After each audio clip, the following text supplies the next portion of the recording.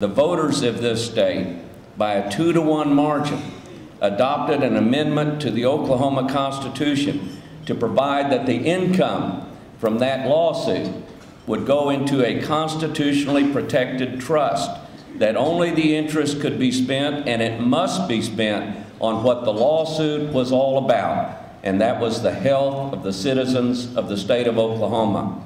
Today, there is nearly $500 million in the Oklahoma Tobacco Trust. Last year, we were able to spend $15 million on public health initiatives throughout the state of Oklahoma. This year, we spent over $21 million on public health initiatives in the state of Oklahoma. If the master settlement agreement works, if the counter-marketing works, if the increases in the price of the product work, people are going to stop smoking. The numbers are down already. The payments to the states are based on the number of cigarettes sold across the country. And as the number goes down, so will the payments to the state. And someday, Arkansas and Texas and Kansas and Colorado and the other states of the union may not be getting a tobacco payment because tobacco sales will be that low. But in Oklahoma, because of the wisdom of the voters and the creation of the Oklahoma Tobacco Trust, we will still have tens, if not hundreds of millions of dollars to spend each year on the public health of this state because we did something with public service. We created something through the opportunities that we had in office. We created the Oklahoma Education Technology Trust with a $30 million settlement with Southwestern Bell in a regulation case. And with that money, we created a device to put computers into our schools. There was a national survey that said Oklahoma ranked 44th in the nation in the use of computers in our schools. 44th in our ability to compete in the global marketplace because we ranked 50th in access to and use of computers in our public schools. And I'm not talking about the computer lab where you learn how to use a computer. I'm talking about the use of computers in science class, in math class, in the other classes that you take, in grade school and in middle school. Since 2003, with the income off that trust, we have educated over 1,200 administrators, over 2,300 teachers, and have put smart boards in the classrooms of over 46,000 students across the state of Oklahoma. And that trust will continue generating money for education technology from now on. These are the kinds of things that we do with public service, creating a better society, a better world for our children and our grandchildren.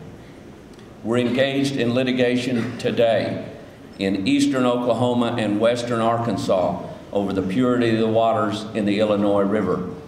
If we are successful and stop the surface application of poultry waste, the river will right itself in a matter of just a few years. Lake Tenkiller, which in the summer months is 70% oxygen dead, may take decades to be restored. So the fruit of this lawsuit will not be seen in my lifetime, and perhaps not even in the lifetime of my children, but perhaps it will in my children's lifetime, or in your children's lifetime, in my grandchildren's lifetime. So this is a generational type thing that we can do in public service.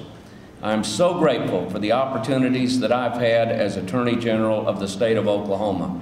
And the reason that I am running for governor today is to do something with that office to create those kinds of changes, generational, long-term changes in public education, in health, in mental health, in corrections, and the other needs of state government. So when I look back 20 or 30 years from now, I will not be looking for buildings with my name on them. I will not be looking for the trips that I was able to make as governor of the state of Oklahoma. I will be looking for the things that I can point to and say, this was done during my term as governor of the state of Oklahoma, and it will benefit children to come for generations to come. That's what I'm looking for. Robert F. Kennedy made a speech in Cape Town, South Africa in 1966. And he said to the students at the University of Cape Town, he said, "Let no one be discouraged by the enormity of the world's ills, violence, misery, and disease, or the feeling that there's little one person can do to affect events. Few of us will be able to bend history, but each of us can affect a small portion of events, and in the sum total of all of our work will be written the history of a generation. Your history is yet to be written. Make it one of public service, and public service to make a difference." Thank you for having me here tonight.